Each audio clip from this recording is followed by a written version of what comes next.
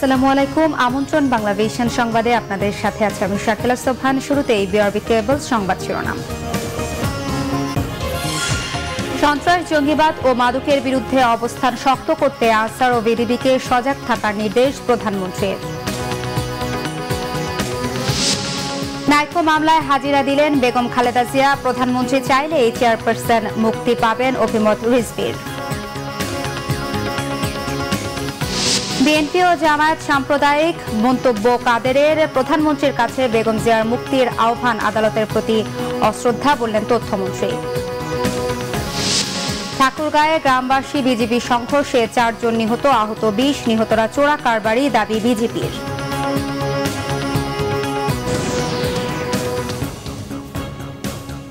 দেখছিলেন বিআরবি কেবল সংবাদ শিরোনাম। এবারে বিস্তারিত।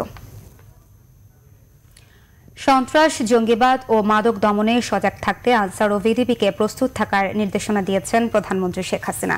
গাজীপুরের শফিপুরে বাংলাদেশ আনসার ও গ্রাম প্রতিরক্ষা বাহিনীর 39তম সমাবেশে যোগ দেন প্রধানমন্ত্রী শেখ হাসিনা।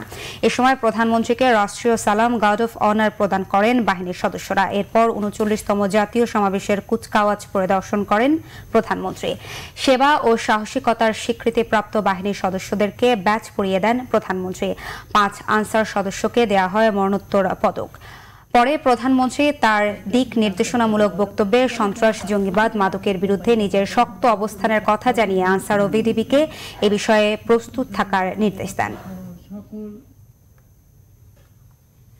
নাইকো মামলার পরবর্তী শুনানি 20 ফেব্রুয়ারি ঠিক করেছে আদালত। নাজিমউদ্দিন রোডের সাবেক কেন্দ্রীয় কারাগারে অবস্থিত ঢাকার 9 নম্বর বিশেষ জজ শেখ হাফিজুর রহমান এই দিন ধার্য করেন। নাইকো মামলায় হাজিরা দেওয়ার জন্য বেলা 12:30টার দিকে হুইল চেয়ারে করে বিএনপি চেয়ারপারসন বেগম খালেদা জিয়াকে কারাগার থেকে আদালতে হাজির করা হয়।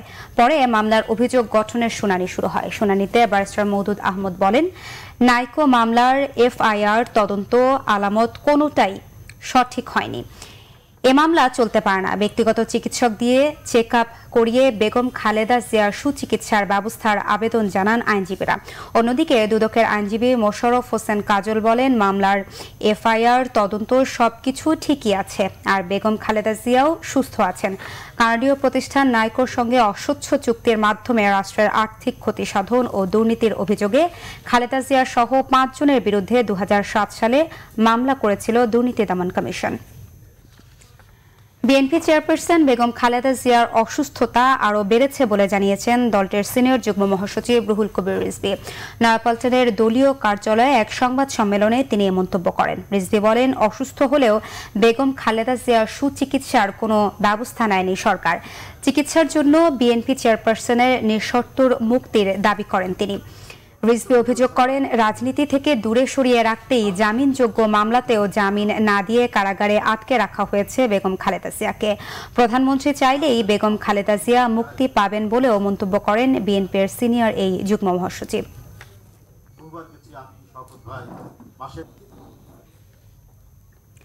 আওয়ামী লীগের সাধারণ সম্পাদক ওবায়দুল কাদের বলেছেন, বিএনপি ও জামায়াত দুদলই সাম্প্রদায়িক, তাই আদর্শগতভাবে কেউ কাউকে ছাড়বে না। সচিবালয়ের সমসাময়িক রাজনীতি নিয়ে সাংবাদিকদের সাথে মতবিনিময়ের সময় একথা বলেন তিনি। ওবায়দুল কাদের বলেন, উপজেলা নির্বাচনে বিএনপি এলো না বয়কট করলো এ নিয়ে সরকারের কোনো মাথা ব্যথা নেই। বিএনপির অনেকেই স্বতন্ত্র প্রার্থী হয়ে উপজেলা নির্বাচনে অংশ নেবে, তাই প্রতিদ্বন্দ্বীর কোনো অভাব হবে না। ডাকসু নির্বাচনে কারচুপির কোনো সুযোগ নেই বলেও মন্তব্য করেন ওবায়দুল কাদের। এদিকে তথ্যমন্ত্রী ডক্টর হাসান মাহমুদ বলেছেন, বেগম খালেদা জিয়াকে মুক্তি দিতে প্রধানমন্ত্রীর প্রতি বিএনপির আহ্বান, আদালতের প্রতি অশ্রদ্ধা। বলেন, বিএনপি ঘোষণা দিয়ে জামায়াতকে ছাড়লে আওয়ামী লীগ সাধুবাদ জানাবে।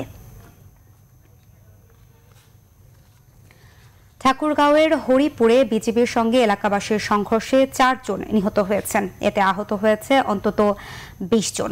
মঙ্গলবার সকালে এ ঘটনা ঘটে। এলাকাবাসী জানায়, বহরমপুর গ্রামের মাহবুব আলী 6 মাস আগে একটি গরু কেনেন। সেই গরু সকালে স্থানীয় জাদুরানী বাজারে বিক্রির জন্য বের হন তিনি। এ সময় বেতনা ক্যাম্পের বিজিবির সদস্যরা ভারতীয় মনে করে গরুটি ক্যাম্পে নেয়ার চেষ্টা করে। এ সময় মাহবুবের পরিবার ও এলাকাবাসীর প্রতিরোধের মুখে পড়ে তারা। BGB Thakurgaon sector commander colonel Shamsur Arfin জানান, বিজিবির একটি পেট্রোল টিম গরু সিজ করে ফেরার পথে চোরা কারবারিরা এলাকাবাসীকে নিয়ে হামলা করে। পরিস্থিতি নিয়ন্ত্রণ নিয়ন্ত্রণে বাইরে চলে গেলে গুলি ছোড়ে বিজিবি। এ ঘটনায় গ্রামবাসী 4 জন নিহত হওয়ার দাবি করলেও পুলিশ ও বিজিবি বলছে নিহত হয়েছেন 2 জন। নাটোরে একটি হত্যা মামলায় বিএনপির সাংগঠনিক সম্পাদক রুহুল কুদ্দুস তালুকদার দুলুকে কারাগারে পাঠিয়েছে আদালত। দুপুরে তাকে ঢাকা কারাগার থেকে নাটোরের অতিরিক্ত চিফ জুডিশিয়াল ম্যাজিস্ট্রেট আদালতে হাজির করে পুলিশ। শুনানি শেষে জামিন আবেদন নামঞ্জুর করেন বিচারক। 2015 সালের 5 জানুয়ারি নাটোর শহরের তেবাড়িয়া এলাকায় আওয়ামী লীগ বিএনপির কর্মীদের সংঘর্ষে রাকিব ও রায়হান নামের 2 জন নিহত হন। এ ঘটনায় নিহত রাকিবের বড় ভাই অজ্ঞাতদের আসামি করে মামলা করেছিলেন। মামলার তদন্তকারী কর্মকর্তা নাটোর সদর থানার উপপরিদর্শক খালিদ বিন তারিক 2018 সালের 18 ডিসেম্বর রুহুল কুদ্দুস তালুকদার দুলুকে শোন অ্যারেস্ট দেখিয়ে গ্রেফতারের জন্য অতিরিক্ত চিফ জুডিশিয়াল ম্যাজিস্ট্রেট আদালতে আবেদন করেন। কক্সবাজারের রোহিঙ্গা ক্যাম্পগুলোতে নিয়ন্ত্রণহীন হয়ে পড়েছে রোহিঙ্গাদের বংশবিস্তার। বাংলাদেশে আশ্রয়ের পর গেল 1.5 বছরে উখিয়া ও টেকনাফের 30টি ক্যাম্পে জন্মেছে লক্ষাধিক শিশু। 11 লাখ রোহিঙ্গার মাঝে সরকারের যে পরিমাণ জন্ম নিয়ন্ত্রণ কার্যক্রম সেবা রয়েছে তা যথেষ্ট নয় বলে দাবি করেছেন সংশ্লিষ্টরা। টেকনাফ প্রতিনিধি আব্দুস সালামকে সাথে নিয়ে মোর্শেদুর রহমান খোকনের বিশেষ রিপোর্টটি দেখুন। 2017 সালের আগস্টে মিয়ানমারের রাখাইনে সেনাবাহিনীর নির্মম নির্যাতনে প্রাণ বাঁচাতে লাখো রোহিঙ্গা পালিয়ে আশ্রয় নেয় কক্সবাজারের উখিয়া ও টেকনাফ উপজেলায়। আশ্রয়কালীন সময়ে ও পরবর্তীতে সরকারের বায়োমেট্রিক রেজিস্ট্রেশনে নিবন্ধন করা হয় প্রায় 11 লাখ রোহিঙ্গা। এদের মধ্যে সন্তান জন্মদানে ক্ষমতাসম্পন্ন গৃহবধূ রয়েছে 1,50,000-এর বেশি। 2018 সালের শুরুতে আশ্রয় শিবিরগুলোতে রোহিঙ্গাদের বংশবিস্তার নিয়ন্ত্রণহীন হয়ে পড়ে। পরবর্তীতে সরকার জন্ম নিয়ন্ত্রণে কাজ শুরু করলে ক্রমান্বয়ে কমে এ ধারা। আর এটা সত্যি করে এর বাঁচানো হয়তো হয় তো এরা তো ওই যার এমনি তুলিবেলা জু করা আর একটা কর্মদারি বেরিয়ে গেল নিলা ডাক্তার দাবাই ওষুধ না হাই ওই কি ওইবা তো স্যার তু চেষ্টা করি দিরি তারা অন্তনের মাঝে বাসে রোগী এরা ইয়ারে তো স্যার মতো আছে নবেলা চেষ্টা করি দিরি ডাক্তার জান হয়ে। বর্তমানে রোহিঙ্গাদের বংশবিস্তার রোধে সরকার অনেক বেশি কার্যকরী পদক্ষেপ নিয়েছে বলে জানালেন চিকিৎসকরা। আমরা ওদের পূর্ণাঙ্গভাবে জন্ম নিয়ন্ত্রণ পদ্ধতিগুলো শিখিয়ে দিই, এখন ওই ব্যবস্থাগুলো আমরা দিয়ে থাকি। বিভিন্ন দায়িত্বশীল সংস্থার তথ্যে উখিয়া ও টেকনাফ উপজেলার 30টি ক্যাম্পে প্রতিদিন গড়ে 60 থেকে 70 জন রোহিঙ্গা শিশু জন্ম নিচ্ছে। এটার প্রতি আরো জোর দেওয়া উচিত সরকারের এবং স্বাস্থ্য বিষয়ক মন্ত্রণালয় স্পেশাল একটা প্রোগ্রাম হাতে নেওয়া দরকার এবং পাশাপাশি যেসব এনজিও কাজ করছে ওদেরকে একটা বাধ্য করা উচিত টোটাল অ্যামাউন্টের 10% বা 20% শুধুমাত্র জন্ম নিয়ন্ত্রণ যাতে ওরা এটা নজর দেবে। আগে না জেনে রোহিঙ্গারা ধর্মীয় অনেক বিধিনিষেধের কথা বললেও এখন তাদের মধ্যে অনেকটা সচেতনতা ফিরে এসেছে বলে জানালেন জেলা প্রশাসক। তারা যেসব স্থায়ী অস্থায়ী পদ্ধতিগুলোতে অভ্যস্ত না সেখানেও এখন অনেক মোটিভেশনাল ওয়ার্ক করা হয়েছে এবং সেখানে এখন প্রচুর সংখ্যক আমি দেখছি যে প্রথম পর্যায়ে যারা আগ্রহী ছিল না এখন তারা আগ্রহী হয়েছে। জনবহুল এই দেশে আশ্রিত রোহিঙ্গাদের দ্রুত বংশবিস্তার কোনোভাবেই কাম্য নয়। সরকার ও আন্তর্জাতিক মহল দেশের এই বাড়তি চাপ শিগগির সমাধান করবে, এটাই প্রত্যাশা স্থানীয়দের। Bangla vision news desk. নিচ্ছি সিবিসি টাইমস সংবাদ বিরতি, সাথেই থাকুন, ফিরে এসে থাকছে। মানিকগঞ্জে তরুণী ধর্ষণে অভিযুক্ত 2 পুলিশ সদস্য 6 দিনের রিমান্ডে।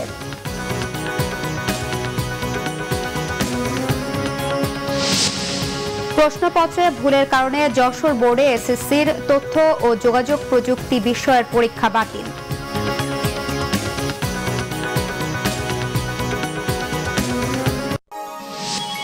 আপনারা দেখছেন বাংলা ভিশন সংবাদ।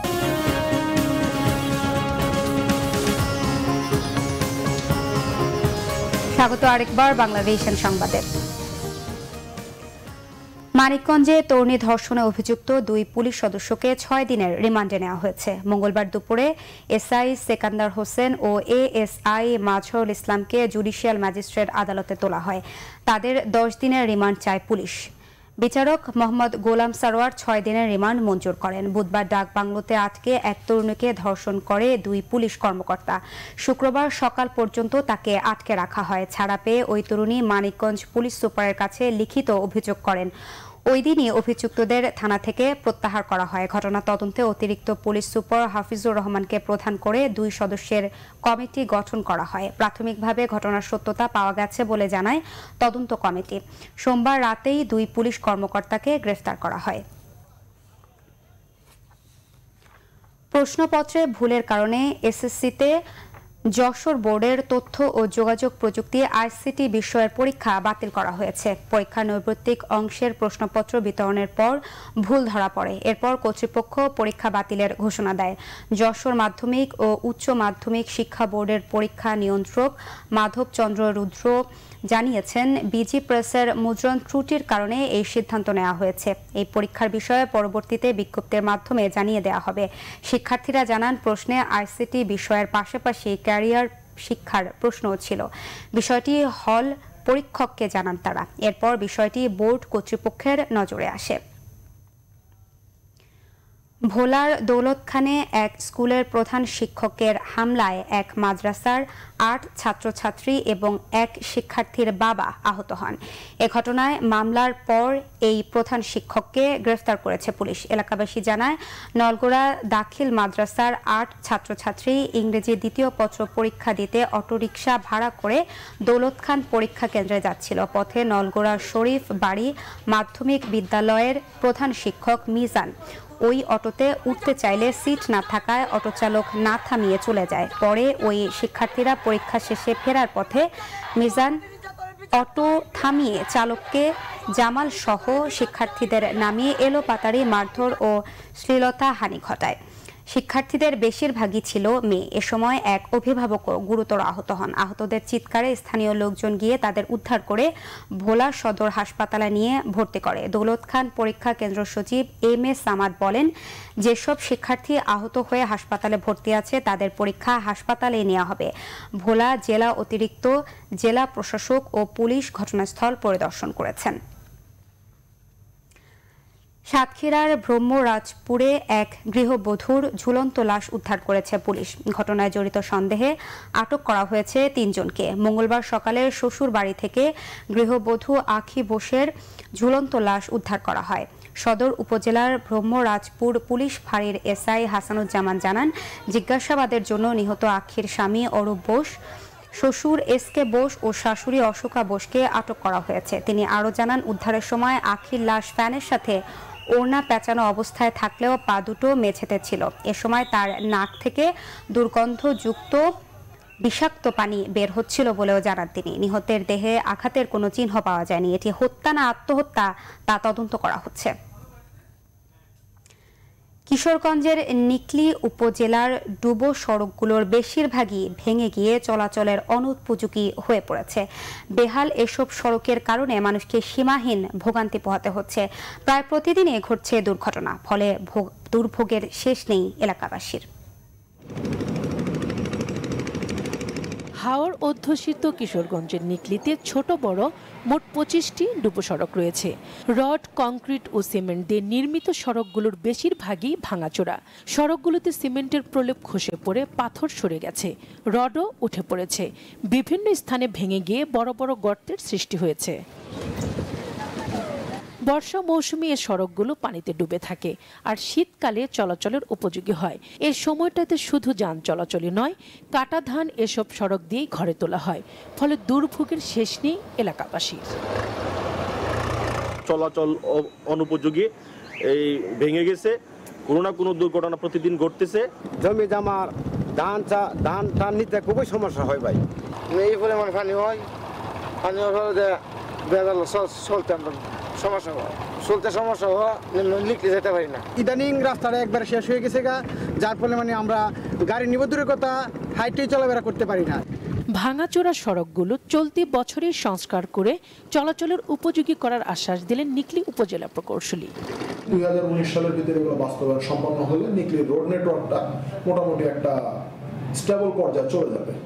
আর বাকি যে 2-1টা থাকতেছে এগুলো পর্যায়ক্রমে সব প্রকল্পভুক্ত করে কাজ করা হবে বলে আমি আশা করব। কিশোরগঞ্জের নিকলির ভাঙা সড়কগুলো দ্রুত সংস্কার করে জনদুর্ভোগ কমানোর দাবি ভুক্তভোগীদের। Bangla vision news desk. দেশের বিভিন্ন জায়গার আরো কিছু খবর নিয়ে এখন দেখুন একটি ডেস্ক রিপোর্ট। নেত্রকোনা শহরের প্রাণমগ্রা নদী দখল ও দূষণমুক্ত রাখা এবং খননের দাবিতে মানববন্ধন করেছে শিক্ষা, সংস্কৃতি, পরিবেশ ও বৈচিত্র্য রক্ষা কমিটি। সকালে শহরের পৌরসভা মোড়ের সামনের সড়কে মানববন্ধনে 5 দফা দাবি জানান বক্তারা। মানববন্ধনে রাজনৈতিক, সামাজিক, সাংস্কৃতিক সংগঠনের নেতাকর্মী ও শিক্ষক শিক্ষার্থীরা অংশ নেন। বাগেরহাটের সাইনবোর্ড, মোরেলগঞ্জ, রায়েন্দা, বগি আঞ্চলিক মহাসড়কের পাশের 217টি অবৈধ স্থাপনা উচ্ছেদ করেছে সড়ক ও জনপথ বিভাগ। সকালে অভিযানে নেতৃত্ব দেন নির্বাহী ম্যাজিস্ট্রেট সিফাত মেহনাজ। জয়পুরহাট সদর উপজেলার স্কুল, কলেজ ও মাদ্রাসাগুলোর শিক্ষার্থীদের অংশগ্রহণে শুদ্ধ জাতীয় সঙ্গীত প্রতিযোগিতা শেষে পুরস্কার বিতরণ করা হয়েছে। 250 জন শিক্ষার্থী এতে অংশ নেয়। পুরস্কার বিতরণ করেন উপজেলা নির্বাহী অফিসার মিল্টন চন্দ্র রায়। বগুড়ার গাবতলী উপজেলা আওয়ামী লীগের সভাপতি AHM আজম খানের জানাজা সম্পন্ন হয়েছে। দুপুরে স্থানীয় আলতাফুন্নেসা মাঠে জানাজায় অংশ নেন দলের অঙ্গ সংগঠনের নেতাকর্মী, বিভিন্ন পেশাজীবী, সামাজিক সাংস্কৃতিক সংগঠনের নেতারা। আজ সকালে ইন্তেকাল করেন AHM আজম। 22 ফেব্রুয়ারি পঞ্চগড়ে কাদিয়ানীদের ইজতেমা বন্ধের দাবিতে ব্রাহ্মণবাড়িয়ায় বিক্ষোভ করেছে কওমি ইসলামী ছাত্র ঐক্য পরিষদ। শহরের ট্যাঙ্কের পাড় থেকে মিছিল বের হয়ে শহরের বিভিন্ন সড়ক ঘুরে আসে। চট্টগ্রাম নগরীর MA আজিজ স্টেডিয়ামে বুধবার থেকে শুরু হচ্ছে দক্ষিণা আন্তঃবিশ্ববিদ্যালয়ের ক্রিকেট টুর্নামেন্ট।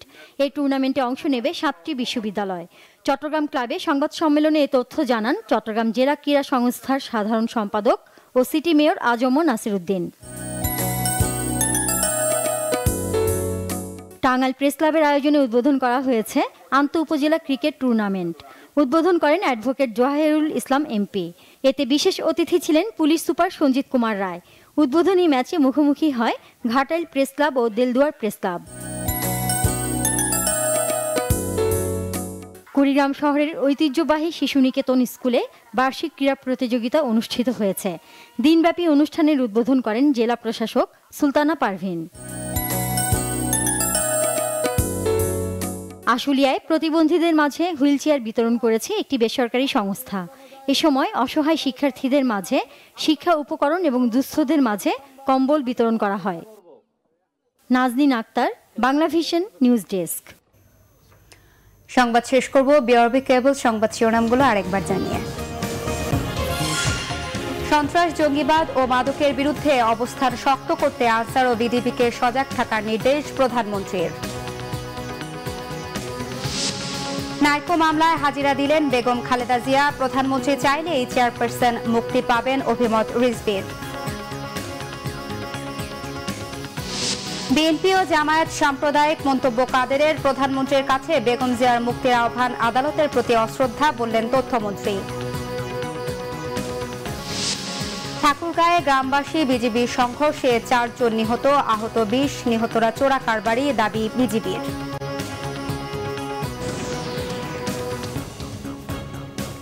এই ছিল এখনকার মতো। পরের সংবাদ সন্ধ্যা 7:30টায়। এর আগে 6টায় রয়েছে নিউজ টপ 10 দেখার আমন্ত্রণ রইল। এছাড়া ফেসবুকে বাংলা ভিশন সংবাদ সরাসরি দেখতে লগ ইন করতে পারেন facebook.com/বাংলাভিশনে।